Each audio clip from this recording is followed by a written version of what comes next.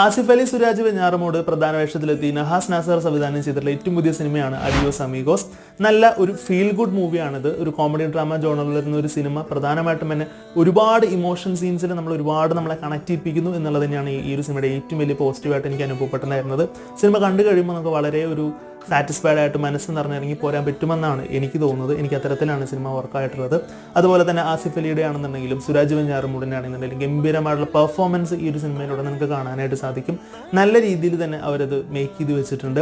വളരെ റിച്ച് ആയിട്ടുള്ള ഒരാളും വളരെ പുവർ ആയിട്ടുള്ള ഒരാളും കൂടി ചേർന്ന് തുടർന്ന് അവരുടെ യാത്രയിലുണ്ടാകുന്ന സംഭവങ്ങളും കാര്യങ്ങളൊക്കെ ബേസ് ചെയ്തുകൊണ്ടാണ് സിനിമ പോകുന്നത്.